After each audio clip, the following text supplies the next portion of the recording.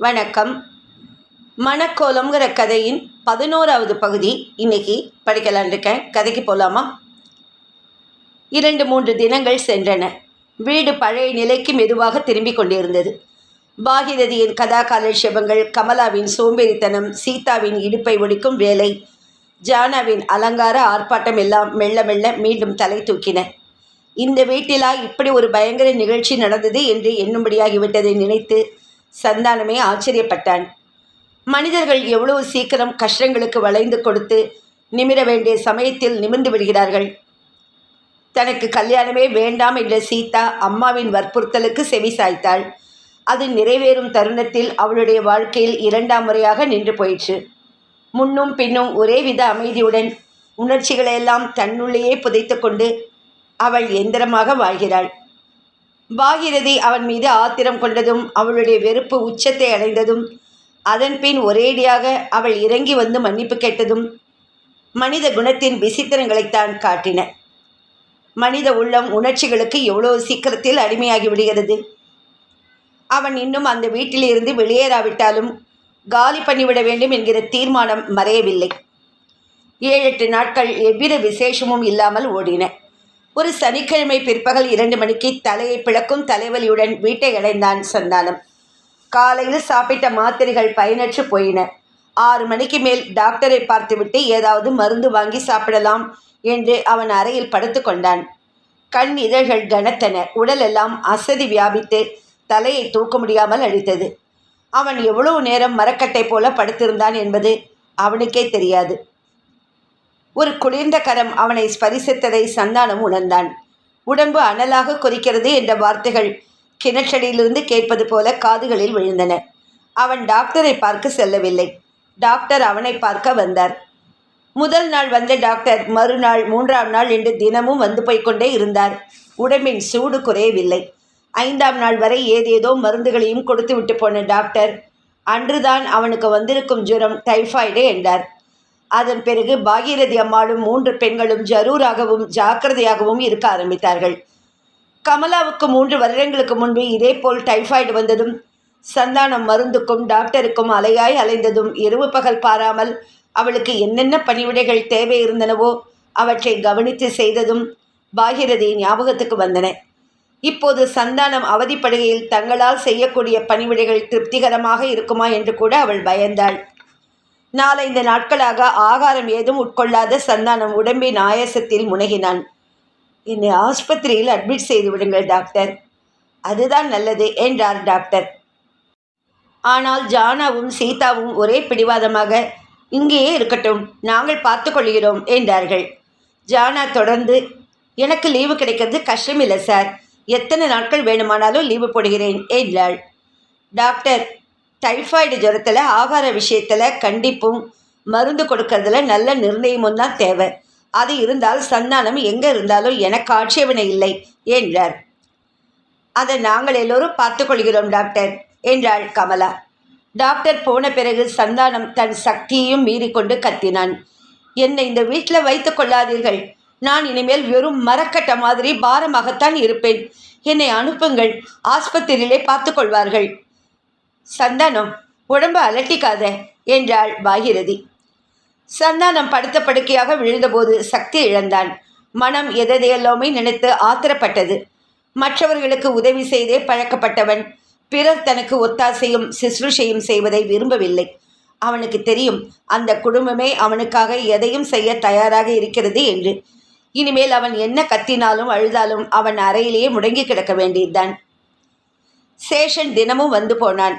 உதவி மேனேஜர் இல்லாததால் முதலாளியே தினம் வந்து கம்பெனி நிர்வாகத்தை கவனித்துக் கொள்கிறார் என்பதை அறிந்தபோது சந்தானத்துக்கு திருப்தியும் நிம்மதியும் ஏற்பட்டன. அவரும் ஒரு நாள் வந்து பார்த்துவிட்டு போனார். தம்முடைய வீட்டு சிப்பந்தி ஒருவனை உதவிக்கு இருக்கட்டும் என்று அனுப்பி வைத்தார். அவன் கந்தசாமி வந்ததிலிருந்து பாகிரதி அம்மாளுக்கு எல்லா வேலைகளுமே குறைந்து விட்டதோ என்று தோன்றிற்று. கந்தசாமி மருந்து வாங்க வேண்டிய போது வாங்கி வந்து சந்தானத்தை கவனித்து கொண்டு அவனுடைய படுக்கையை தினம் உதறி போட்டு அவனுடைய தேவைகளின் போதெல்லாம் கை கொடுத்து அழைத்து சென்று தம்பி போல் உயிரை கொடுத்து வேலை செய்தான். காலையிலும் மாலையிலும் ஜானா அவன் அருகே உட்கார்ந்து கொண்டாள். தினசரி வாழ்க்கையில் நடக்கும் சாதாரண சம்பவங்கள் நிகழ்ச்சிகளுக்கெல்லாம் கண்ணும் காதும் வைத்து அவன் சிரிக்க வேண்டும் என்ற ஒரே ஆசையுடன் கதைகள் அளந்து வந்தாள். பகல் நேரத்தில் கமலா அவனுக்கு மருந்து கொடுப்பதிலும் ஆகாரம் கொடுப்பதிலும் கவனம் செலுத்தினாள். சீதா முடிந்த போதெல்லாம் அவனை பார்த்து விசாரித்துவிட்டு போனாள். அவர்கள் எல்லாம் காட்டிய அன்பு ஆதரவு காரணமாக சந்தானம் ஒரு வினாடி கூட தான் ஒரு அனாதை என்ற எண்ணத்தில் மாய்ந்து விடவில்லை. 3 வாரங்கள் அவனுக்கு 3 யுகங்களாக தோன்றின. மெல்ல மெல்ல குணமடைந்துவிட்டு அவன் இன்னும் 2 வாரங்கள் பூரண ஓய்வு எடுத்துக்கொள்ள வேண்டும் என்று டாக்டர் கட்டளையிட்டார். ஆனால் அவனால் பூரண குணம் அடைந்த பின் 4 நாட்களுக்கு மேல் வீட்டில் இருக்க முடியவில்லை. அவன் பாகீரதியின் குடும்பத்துக்கு 10 ஆண்டுகளாக செய்து வந்திருக்கும் பற்பல உதவிகளுக்கு இந்த ஒரு அற்ப சிசுருஷை ஈடே ஆகாது என்று சீதா என்னதான் சொன்னாலும் அவனால் அதை ஏற்க முடியவில்லை. ஒரு புதன்கிழமை காலை 7:30 மணி இருக்கும். சந்தானம் குளித்து கொண்டிருந்தான். வீட்டு வாசலில் பிரம்மாண்டமான கார் ஒன்று வந்து நின்றது. அதை ஓட்டி வந்தவன் எந்த விதமான அவசரமும் தனக்கு இல்லை என்பதை கூறுவது போல் மெதுவாக இறங்கி படியேறி வந்தான். அப்போது பாகீரதி அம்மாள் தன் வேலையில் ஈடுபட்டிருக்க ஈரமான தலையை விரல்களால் அலைந்து கொண்டே விசாரிக்க வந்தாள் சீதா. கமலாவும் ஜானாவும் ஏதோ ஒரு கல்யாணத்துக்கு போயிருந்தார்கள். வந்தவன் தயங்கி கொண்டே, சந்தானம் இந்த வீட்டில் தானே இருக்கிறார் என்று கேட்டான். ஆமாம், குளிக்கிறார், உட்காருங்கள் என்றாள் சீதா. வந்தவனுக்கு சந்தானத்தின் வயதுதான் இருக்கும். அவனுடைய கோலமே அலாதியாகப்பட்டது சீதாவுக்கு. ஒற்றை நாடியான உடம்பில் வேஷ்டியும் ஜிப்பாவும் தரித்திருந்தான். தலையை வாரிக்கொள்ள வேண்டும் என்ற எண்ணம் அவனுக்கு இல்லை என்பதை அவனுடைய நெற்றியில் புரண்ட கிராப் எடுத்து காட்டியது. பரந்த நெற்றியும் நீண்ட அவசரமாக இறங்கிய மூக்கும் கூர்மையான நாசி நுனியும் அவனுடைய முகத்தின் அலாதி தன்மையை விளக்கின. அவன் பார்த்த பார்வையில் ஆர்வத்தை காட்டிலும் அசிரத்தையே பிரதிபலித்தது. 1,00,000 பேர்களுக்கிடையிலும் இவன் தனியாக நிற்கக்கூடியவன் என்று சீதா நினைத்தாள். அவன் அழகில்லாதவன், ஆனால் பிறரை தன்பால் இழுக்கும் காந்த சக்தி அவனிடம் இருப்பதாக அவளுக்கு தோன்றியது. இல்லாவிட்டால் அவள் ஏன் இன்னும் உள்ளே போகாமல் அங்கேயே அறைக்கு வெளியிலே நின்று கொண்டிருக்க வேண்டும்? சந்தானம் மெதுவாக காதுகளை துடைத்து கொண்டே வந்தான். உங்களை தேடிக்கொண்டு ஒருவர் வந்திருக்கிறார் என்றாள் சீதா. தன் அறையில் உட்கார்ந்திருப்பவரை பார்த்ததும், ஹலோ ரவி, சௌக்கியமா? ரொம்ப அபூர்வமாக இருக்கே என்றான். நான் 2-3 மாதமாக ஊர்லேயே இல்லை. நேற்று தான் டெல்லியிலேருந்து வந்தேன். அப்பா சௌக்கியமா? இப்போ ஏதோ தேவலை. அவர்தான் சொன்னார் உனக்கு ஏதோ உடம்பு சரியில்லை என்று. அவரை டாக்டர் கொஞ்ச நாளைக்கு நகரக்கூடாதுன்னு சொல்லியிருக்கிறார். அதனால்தான் அவர் வந்து பார்க்கவில்லை. மேலே பேச்சை தொடருவதற்கு முன் சீதாவை ரவிக்கு அறிமுகப்படுத்தினான் சந்தானம். இவள் இந்த வீட்டின் மூத்த பெண் சீதா. ரவி, நீ 1000 மேனாட்டு நாவல்களும் கவிதைகளும் கரைத்து குடிக்கிறாயே, அதிலெல்லாம் உனக்கு பொறுமையின் அர்த்தம் சரியாக கிடைத்திருக்காது. அதன் அர்த்தமே இவள்தான். ஏதேது, உன் அறிமுகமே ஆளை அசைக்கிறதே என்று சிரித்தான் ரவி. இது வருகிறேன் என்று சீதா உள்ளே செல்ல முற்படவும் ரவி, காப்பி கொண்டு வரத்தான் போகிறீர்கள் என்றால் எனக்கு தேவையில்லை என்றான். ரவி காப்பி சாப்பிட மாட்டான், ஒரு பைத்தியம் என்றான். டீ? அவனுக்கு காப்பி, டீ, கொக்கோ ஒன்றும் தெரியாது. அப்போ கொஞ்சம் பால் சாப்பிடுங்கள் என்றாள் சீதா. மோர் இருக்கிறது இல்லையா? தண்ணீர் விடாமல் 1/2 டம்ளர் மோர் தாருங்கள். நீங்கள் இவ்வளவு உபச்சாரம் செய்கிறதுக்கு வேண்டான்னு சொல்லலை. அடுத்த நிமிஷம் சீதா ஒரு வெள்ளி டம்ளரில் மோர் கொண்டு வந்தாள். ரவி வாங்கி கொண்டான். வெள்ளி டம்ளரை பார்த்தபோதே சந்தானத்தின் மனத்தில் அது கல்யாணத்தை உத்தேசித்து வாங்கின டம்ளர் என்ற நினைவு பிறந்தது. மோர் ரொம்ப ஜோர் என்ற அவன், உன்னை பார்த்து ரொம்ப நாளாக எடுத்தில்ல, 7-8 மாதம் இருக்காது என்று சந்தானத்திடம் கேட்டான். இருக்கும், போன வருஷம் ஆயுத பூஜையின் போது பார்த்தது. ஆமாம், எனக்கு மெட்ராஸே வர வர பிடிக்காமல் போயிடுது. ஏ, உனக்கு வேண்டியது லைப்ரரி தானே? யூனிவர்சிட்டி லைப்ரரி, கன்னிமரா லைப்ரரி, இந்த 2 போதாதா? அதெல்லாம் சரிதான், ஆனால் அப்பாவின் தொந்தரவு சகிக்கலை. என்ன சொல்கிறார்? பிஸ்னஸை நான் ஏற்றுக்கணுமா, கல்யாணம் செஞ்சுக்கணுமா? உன் நிலையில் உன் வயசுக்கு செய்ய வேண்டியதானே 2ம். எனக்கு அப்படி தோணலை. அப்பாவுக்கு பணம் ஒன்று தான் குறி. ஹார்ட் அட்டாக் வந்தப்புறம் இனிமேல் தாம் அதிக நாள் இருக்க மாட்டோங்கிற பயம் வேற அவருக்கு தோணிடுது. ஹார்ட் அட்டாக் வந்தப்புறம் ஒரு நாள் வந்திருந்தேன், ஆனால் என்னை அனுமதிக்கவில்லை உள்ளே. யாரு, ராஜா இருந்தானோ? ஆமாம், ராஜாங்கம்தான். உன் நண்பனாச்சே அவன். என் நண்பன் என்கிறதை விட அப்பாவின் அந்தரங்க காரியதரிசி என்ற ஹோதாவில் தான் அவன் இருக்கிறான். முன் மாதிரி நாங்கள் 2 பேரும் அடிக்கடி சேர்ந்து கூட இருக்க முடியறதில்ல. அம்மா சௌக்கியமா? அகிலா எப்படி இருக்கிறாள்? சௌக்கியம்தான். அகிலாவுக்கு உன்மேல் அசாத்திய கோபம். வரட்டும் பார்த்து கொள்கிறேன் என்று கருவி கொண்டிருக்கிறாள். அசடு என்று சிரித்த சந்தானம், இன்னும் பச்சை குழந்தைன்னு நடிச்சுருக்கா அவ என்றான். ரவி மெதுவாக எழுந்தான். இந்த ஞாயிற்றுக்கிழமை நீ ஃப்ரீயா இருப்பியா என்று கேட்டான் அவன். ஓ எஸ், என்ன வேணும்? உன்னோடு சில முக்கிய காரியங்களெல்லாம் பேசணும். ஏன், உன் அட்வைஸை கேட்கணும். நான் பங்களாவுக்கு வரணுமா? நோ நோ, தேனாம்பேட்டை பஸ் ஸ்டாப்பில் சரியாக 8 மணிக்கு இரு. நான் வந்து பிக்கப் பண்ணுறேன். இந்த சமாச்சாரம் வெளியே தெரிய வேண்டாம். நான் வரட்டுமா? வரேன் மிஸ் சீதா. சந்தானம் கார் வரை வந்து அவனை வழி எழுப்பினான். சீதா தன் மனத்தில் பதிந்துவிட்ட அந்த அலாதி முகத்தை பார்த்து கொண்டே நின்றாள். சந்தானம் மீண்டும் உள்ளே வந்ததும், நீங்கள் அடிக்கடி சொல்லுவீர்களே ரவி ரவின்னு, இவர்தானே அது என்று கேட்டாள். ஆமாம். என் அப்பா இவருடைய அப்பா கிட்ட தானே வேலை பார்த்தார். ஆமாம், கோதண்டராமன். அதை ஏன் ஞாபகப்படுத்திக் கொள்கிறாய் இப்போ? வெறுப்புடன் சிரித்தாள் அவள். என்னால் நினைக்காமல் இருக்க முடியவில்லை என்றாள். ஜானா போல நீயும் வெளி உலகில் மோகம் காட்ட வேண்டும். அதிலே மூழ்கி எழுந்திருக்க வேண்டும். சினிமா, நாடகம், கச்சேரி, கடற்கரை என்று எல்லாவற்றிலும் ஈடுபாடு இருக்க வேண்டும். தன்னைத்தானே மறக்கத்தானே இவையெல்லாம் இருக்கு. தன்னைத்தானே ஏமாத்திக்கொள்ள என்று சொல்லுங்கள். இதெல்லாம் வெறும் போதைகள். அந்த சமயத்தில் ஒரு கிளுகிழுப்பு, அப்புறம் ரெட்டிப்பு வேதனை. இவற்றையெல்லாம் தினம் பார்த்து கொண்டிருந்தால் நாம் சந்தோஷமாக இருக்கிறோம் என்று பார்க்கிறவர்கள் சொல்லுகிறார்கள். ஆனால் சந்தோஷம் என்கிறது இதுதானா? நீ சொல்றத பார்த்தா முற்றும் துறந்த ஞானிகளின் மோன நிலைதான் சந்தோஷம் என்கிறாயா?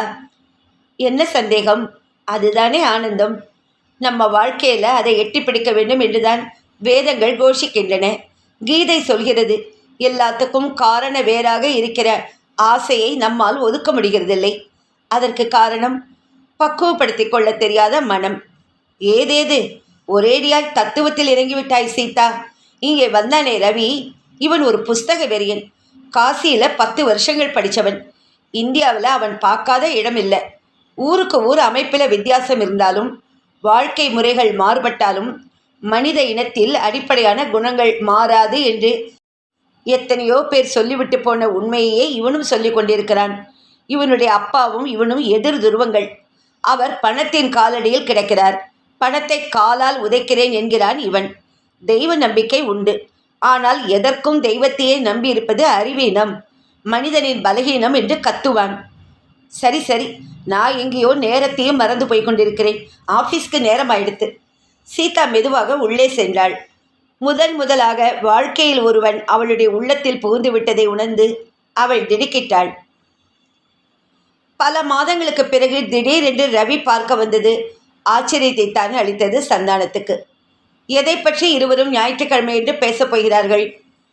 கோதண்டராமனுக்கு இருதய கோளாறு உண்டான போது அவன் ஊரிலேயே இல்லை. அவன் இருப்பான் என்ற எண்ணத்தில்தான் பாக்ய நிலையத்துக்கே சந்தானம் சென்றிருந்தான். அங்கே ராஜாங்கம் என்றும் போல் தனது அதிகாரத்தை பிரயோகித்து கொண்டிருந்தான். பெரியவரை யாரும் பார்க்கக்கூடாது என்று அவனே ஒரு ஆணையிட்டு அமுலாக்கி கொண்டிருந்தான். சந்தானத்தால் ரவியின் தாயாரையும் அகிலாவையும் கூட பார்க்க முடியவில்லை. இருவரும் கோதண்டராமன் இருந்த அறையிலேயே இருந்தார்கள். இது நடந்து கிட்டத்தட்ட 3 மாதங்களுக்கு மேல் ஆகிவிட்டன. தந்தை ஆபத்தான நிலையில் இருந்தும் ஏன் உடனடியாக ரவி வராமல் போனான் என்று சந்தானம் நினைத்து பார்த்தான். ஒன்றும் விளங்கவில்லை. கம்பெனியை அடைந்த பின் நித்திய வேலைகளில் கவனம் செல்லவே அவன் ரவியை மறந்தான். 1 மாத லீவுக்கு பிறகு அவன் வேலையில் மீண்டும் சேர்ந்தபோது இதுவரையில் உணர்ந்தறியாத சுமையை அவன் உணர்ந்தான். ஃபைல்கள் குவிந்திருந்தன. எத்தனையோ கம்பெனிக்கு வரவேண்டிய பணத்தை பற்றி எழுத வேண்டியிருந்தது. உடம்பின் சக்தி வேறு டைஃபாய்டுக்கு பிறகு வெகுவாக குறைந்திருந்தது. தன் சக்தியும் மீறி அவன் உழைக்க வேண்டியிருந்தது. அவ்வப்போது அவன் அருந்தின பல ரசங்களும் ஹார்லிக்ஸும் தற்காலிகமாக தெம்பளித்தன. அன்று மாலை சுமார் 5:30 மணிக்கு ஸ்டேஷன் வரலாமா சார் என்று கேட்டுக்கொண்டே வந்தான். வாயேன், உட்கார். முதலாளி தினம் வந்து போனாரே தவிர எதையும் தொடலை சார். எந்த ஃபைலை பிரித்தாலும் இதை சந்தானம் வந்து பார்க்கட்டும், இதை பற்றி அவனுக்குத்தான் தெரியும்னா சொல்லி வச்சிடுவார் என்று அவன் மேஜையின் மீது இருந்த காகித குவியலை பார்த்து கொண்டே சொன்னான். சந்தானம் பதில் சொல்லவில்லை. சார், ஒரு வழியாக ரகுபதியின் விஷயம் முடிஞ்சது என்றான். என்னாச்சு? நான் கேட்கவே மறந்துட்டேன் இந்த ஆஃபீஸ் தொல்லையில். முந்தா நாள் ராத்திரி தான் 2 வக்கீல்களையும் வச்சுட்டு டாக்குமெண்ட்டை டிராப்ட் செய்தோம். என்னன்னு? பையன் பேரில் பித்தராஜனமாக வந்த சொத்தில் பாதியை எழுதி வச்சிருக்கான். அவளுக்கு மாதா மாதம் 150 ரூபாய் அனுப்பணும். அப்போ அவள் ஊருக்கு திரும்பி போகிறாளா? அவளுக்கு இஷ்டமானால் சென்னை வீட்டில் இருந்துக்கலாம். அதை பற்றி அவள் இன்னும் தீர்மானம் சொல்லலை. ஆனால் ரகுபதி அவள் ஊருக்கே போகட்டுங்கிறான். முதல்ல விவாகரத்துன்னு ஆரம்பித்தான். சாரதா அது மட்டும் முடியாதுன்னு ஒரேடியாக சொல்லிட்டா. அவன் மனசு மாறும்னு இன்னும் அந்த பைத்தியம் நம்புறது. என்னை வாயில் வந்தபடி ரகுபதி ஏசினான். இதுக்கெல்லாம் நான் தான் காரணம்னு. காரியம் ஆற வரையில் பேசக்கூடாதுன்னு நானும் வாயை திறக்காமல் இருந்தேன். கோபுவை டாக்டருக்கு படிக்க வைக்க போகிறதா சாரதா சொல்லின்னு இருக்கா. ஏதோ உன்னால் அவளுக்கும் விடிஞ்சது. அவனவன் விதி என்கிறேன். இல்லாட்டா சீதாவை காப்பாற்றுறதுக்கு பகவான் என்ன தேர்ந்தெடுப்பானேன்? நீங்கள் யாரும் பார்த்திராத சாரதா எங்கள் ஊர் பெண்ணாக இருப்பானேன்? எல்லாம் விதி சார், விதி. நாம் என்னமோ அதை பண்ணிட்டோம் இதை பண்ணிட்டோன்னு குதிக்கிறோம். யாரும் ஒன்றும் செய்யலை. எல்லாம் அந்த ஈஸ்வரன் டைம் டேபிள் போட்டுண்டு பட்டனை அழுத்துற மாதிரி நடத்துகிறான். அடே அப்பா, உனக்கு ஈஸ்வர விசாரம் இவ்வளோ இருக்குன்னு எனக்கு தெரியாதே. எனக்கு ஈஸ்வர பக்தியும் உண்டு, லௌகீகத்தில் ஆசையும் உண்டு. நீ பெரிய தியாகி என்று சிரித்த சந்தானம் திடீரென்று சொன்னான். ஏன் இந்த சீதாவையே கல்யாணம் செய்து கொள்ள வேண்டும் என்று ரகுபதி அப்படி பிடிவாதமாக இருந்தான். இந்த கேள்வி என் மனசை விட்டு போகவே மாட்டேன் என்கிறது. உன்னால் பதில் தேடி சொல்ல முடியுமா? உங்கள் மனசில் பிறக்கிற சந்தேகங்களை தீர்த்து வைக்க என்னால் எப்படி முடியும் சார் என்று கேட்டு சேஷன் எழுந்தான். அன்று சர்க்கார் விடுமுறை நாளானதால் எல்லாரும் வீட்டில் இருந்தார்கள். ஜானா ரேடியோ கேட்டுக்கொண்டிருந்தாள். 3 சகோதரிகளும் தாயாரும் டைஃபாய்டு ஜுரத்துக்கு பிறகும் அளவுக்கு மீறி வற்புறுத்தவே அறையை மாற்ற வேண்டும் என்ற எண்ணத்தை தற்காலிகமாக ஒத்தி போட்டிருந்த சந்தானம் தனது அறையில் ஏதோ படித்து கொண்டிருந்தான். அப்போது மணி 12 இருக்கும். சீதா, என்னம்மா, இன்னைக்கு லீவு தானே? இன்றைக்கே நீயும் நானுமா கடைக்கு போய் அதையெல்லாம் கொடுத்துடலாமா? எதம்மா என்றாள் சீதா அசிரத்தையுடன். வீட்டில் எதுக்கடி வெள்ளி பாத்திரம் இப்போ? ஓ, அதை சொல்கிறியா? அதை விற்பானேன். ஜானா கல்யாணத்துக்கு பண்ணினதா இருக்கட்டும், அந்த மாங்கல்யத்தை மட்டும் விற்றுருவோம். ஏன்னு கேட்டால் எனக்குன்னு பண்ணினது, வேறு யாருக்கும் வேண்டாம். ஜானா ரேடியோ ஒலியை குறைத்து விட்டு அவர்கள் அருகே வந்தாள். என்ன கேட்டால் எல்லா நகைகளையும் பாத்திரங்களையும் கிடைச்ச விலைக்கு கொடுத்துட்டு பணத்தை அது எவ்வளோ இருக்கோ அவ்வளவையும் சந்தானக்கிட்ட திருப்பி தரணும்னு சொல்லுவேன். உன்னைத்தான் கேட்கலையே ஜானா என்றாள் கமலா. சீதா, சந்தானத்துக்கு நான் பதில் சொல்லிக்கிறேம்மா. இதெல்லாம் இப்படியே இருக்கட்டும். யார் கண்டார்கள்? ஜானாவுக்கு நாளைக்கே ஒரு வரன் கிடைச்சி நிச்சயமானா மறுபடியும் புதுசாக வாங்க நிற்கணும் என்றாள். ஜானா, நீ அலமேலு மாமி மாதிரி யாரையாவது ஒருத்திய காக்காப்பிடியே, ரெடிமேட் வரன் நிறைய இருக்கும் என்றாள் கமலா. கமலா, வாயை மூடு என்று கத்தின பாகிரதி. சந்தானத்துக்கிட்ட இப்போ கொடுக்க முடிஞ்சதை கொடுத்துடலான்னு எனக்கு தோன்றுறது. நாம் கல்யாணத்துக்குன்னு வாங்கினோம், அது நடக்கலை. திருப்பி கொடுத்துறது தான் ஸ்லாகியம். அவனும் தப்பாக நினைக்கப்படாது பார் என்றாள். அவர் தப்பாக நினைக்கிறவராய் இருந்தால் நீ மூஞ்சியை தூக்கினதற்கே காலி பண்ணியிருப்பார் என்றாள் ஜானா. ஜானாவின் குத்தலான பேச்சு காதில் விழாதது போல் பாகிரதி அம்மாள், அது இதுன்னு வாங்கினத்தில் 250 ரூபா கடன் ஏறி இருக்கு. பட்சணம் பண்ணுறதுக்கு வாங்கின நெய்க்கும் மற்ற சில்லறை சாமான்களுக்குமே செட்டியாருக்கு 160 ரூபா கொடுக்கணும் என்றாள். பிறகு, ஏண்டி ஜானா, உங்ககிட்ட பணம் இருக்காடி என்று கேட்டாள். என்று உதட்டை பிரிக்கினாள் ஜானா. கடிகாரம் வாங்கிறதுக்கு மட்டும் பணம் இருந்ததாக்கும் கமலா.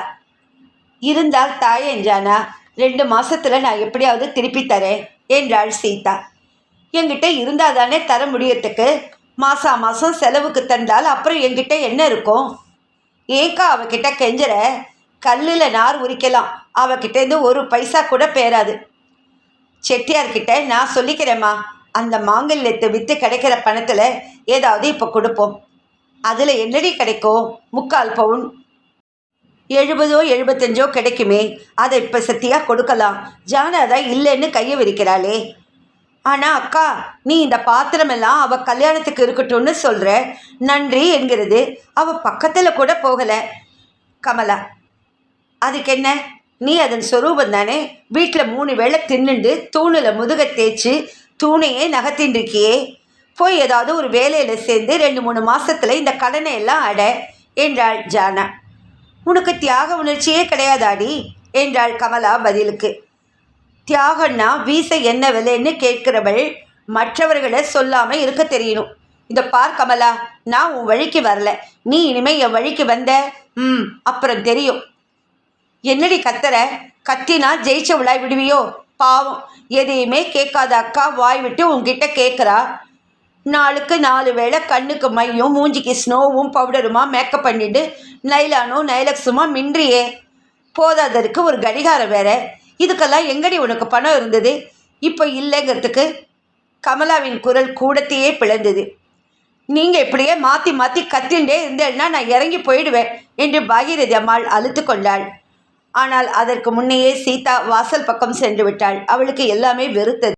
சந்தானம் தான் படித்து கொண்டிருந்த ஆங்கில நவீனம் ஒன்றை மூடி வைத்துவிட்டு எழுந்தவன் ரேழி பக்கம் தலையை நீட்டவும் ஜானா வாசலை நோக்கி வந்து கொண்டிருக்கவும் சரியாக இருந்தது. ஜானா, வெளியே போறியா என்று கேட்டான். இல்லையே. அவன் தன் நாற்காலியில் உட்கார ஜானா ஒரு முக்காலியில் அமர்ந்தாள். என்ன வேணும்? இன்னைக்கு நீங்கள் பேசின்றதெல்லாம் காதில் விழுந்தது. இது என்ன புதுசா? கூடத்தில் ரகசியம் பேசினா கூடத்தான் இங்கே கேட்கும். நன்னா அனுபவிச்சு கேட்டீர்களோ இல்லையோ? கேட்டேன். ஏன் சீதா கேட்டபோது பணம் இல்லைன்னு? எனக்கு தெரியும் உங்ககிட்ட பணம் இருக்குன்னு. நான் கொடுக்காட்டாலும் செட்டியார் கடனை எப்படியாவது அக்கா தீர்த்துருவா. என் பணம் வேறு ஏதாவது நெருக்கடியின் போது உபயோகப்படும். அப்போ இது நெருக்கடி இல்லையா? செட்டியார் வக்கீல் நோட்டீஸாக அனுப்பியிருக்கிறான். ஓஹோ, உன் அகராதியில் நெருக்கடிக்கு என்ன அர்த்தம்னு இப்போ தான் தெரியறது. தெரிஞ்சுதோ இல்லையோ? இப்போவாவது ரொம்ப சந்தோஷம். நான் வரட்டுமா? இரு என்று எழுந்த சந்தானம் ஷெல்ஃபில் இருந்து ஒரு புத்தகத்தை எடுத்து, இதை படிச்சிருக்கியா என்று அவளிடம் நீட்டினான். அதை வாங்கி பார்த்த ஜானா, ஓஎஸ், tale of 2 cities, Dickens novel. பிரமாதமான கதையாச்சே. சினிமா கூட பார்த்துருக்கிறேன். ரொனால்ட் கோல்மன் சிட்னி காட்டனா வரான் என்றாள். இந்த சிட்னி காட்டன் கற்பனை கேட்டாத சித்திரம் இல்லை என்று கேட்டான் சந்தானம். எனக்கு அப்படி படவில்லை. அவன் செய்தது மகத்தானதொரு தியாகம்னு நான் சொன்னால் உன்னால் மறுக்க முடியாது. அதுக்கும் மேலே அவன் செய்தது தெய்வீக தியாகம். ஏன் தெய்வத்தால் கூட இப்படி ஒரு தியாகம் செய்திருக்க முடியுமான்னு தோணும். சதா சர்வ காலமும் மதுவிலேயே மூழ்கி உலகத்தில் எதிலும் ஒட்டி கொள்ளாதவனைப் போல தன் ஆடை அலங்காரத்திலும் கவனம் செலுத்தாத வக்கீல் சிட்னி காட்டனுடைய மனம் கடைசியில் இப்படி ஒரு தியாகத்துக்கு எப்படி தயாராக இருந்தது? இதுதான் எனக்கு விளங்க மாட்டேன் என்கிறது. யாருக்காக அந்த தியாகத்தை செய்தானோ அவள் மீது அவனுக்கு உள்ளூர காதல் இருந்தது. ஆனால் அது மட்டும் அவன் செய்த காரியத்துக்கு போதுமா? தியாகம் என்கிறது என்ன? முன்னாடியே திட்டம் போட்டு எழுதி வச்சுட்டு செய்கிற காரியமா? அது மின்னல் மாதிரி வருகிற ஒரு எண்ணப்பொறி. அது முளைத்ததுமே பிரம்மாண்டமாக மனத்துள் வளர்ந்து விடுகிறது. தியாகம் செய்கிறவன் தான் செய்வது தியாகம்தானே என்று நினைக்கிறதில்லை. காற்றன் தான் செய்ய போகிறது தியாகம்னு எண்ணவே இல்லை. ஜானா நிறுத்தி நிதானமாக பேசினாள். நீ என்ன வேணும்னாலும் சொல்லு. கதையின் முடிவு நம்ப முடியாத ஒரு முடிவு. அதுவும் காற்றன் வாழ்ந்த வாழ்க்கையை பார்க்கிற போது வாழ்கிற வாழ்க்கையின் விதத்துக்கும் அதன் முடிவுக்கும், அதாவது தியாகம் செய்து உண்டாகிற முடிவுக்கும் ஒரு சம்பந்தமும் இல்லை. தியாக உணர்ச்சி சாதாரணமான மனித குணத்துக்கெல்லாம் அப்பாற்பட்டது. திடீரென்று சந்தானம், ஒரு விதத்தில் சீதாவும் தியாகி என்று சொல்லலாம் இல்லையா என்றான். சீதாவா தியாகியா? ஜானா சிரித்தாள். பிறகு, அக்கா என்ன தியாகம் செய்து விட்டாள் என்று கேட்டாள். சந்தானம், கண் முன்னால் அவள் இருக்கிறதுனால உங்களுக்கெல்லாம் அவள் இந்த குடும்பத்துக்கு செய்தது தியாகமாக தெரியறதில்ல. ஒரு நிமிஷம் அவளை தனியாக நிறுத்தி வச்சுப்பாரு ஜானா என்றான். அக்கா எங்களுக்கு செய்கிறது கடமை சந்தானம், கடமை. அதுக்கு தியாகம்னு பேர் கொடுக்காதீங்க.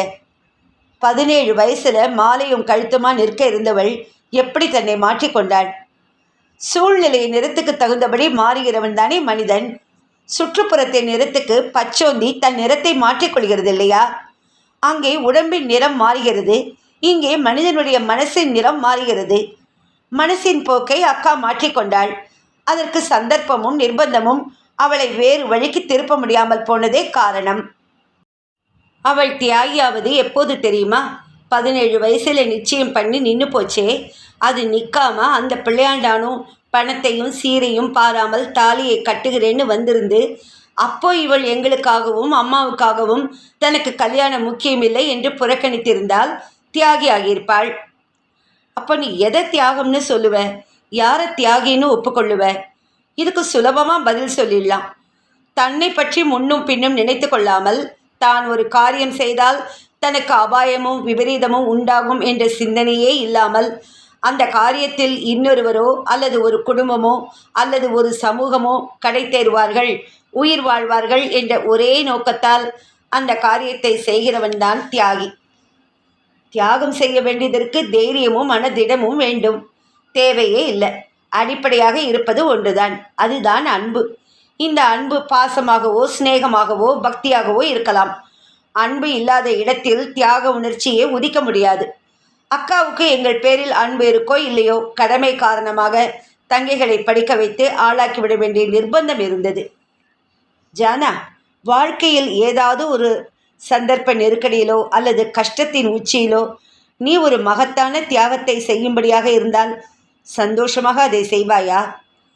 அந்த நெருக்கடி யாரை பாதிக்கிறது என்பதை பொறுத்திருக்கிறது. யாருக்காக நான் தியாகம் செய்ய வேண்டி வருகிறதோ அவர் அல்லது அவள் எனக்கு உயிரானவராக இருக்க வேண்டும். பரஸ்பர அன்பில் நாங்கள் 2 பேரும் கட்டுப்பட்டிருக்க வேண்டும். அப்படி இருந்தால் அவரோ அல்லது அவளோ என்னுடைய ஒரு தியாகத்தால் அடைய முடியாத பதவியோ அல்லது அந்தஸ்தையோ அடைவார்கள் என்றால் நான் கண்டிப்பாக உயிர் தியாகம் கூட செய்வேன். சந்தானம் கலகலவென்று சிரித்தான். ஏன் சிரிக்கிறீர்கள்? சீதாவுக்கு தியாகம்னா என்னன்னு தெரியாது என்று சொன்னேன் இல்லையா? இப்போதான் எனக்கு அது என்னங்கிறது தெரியுது.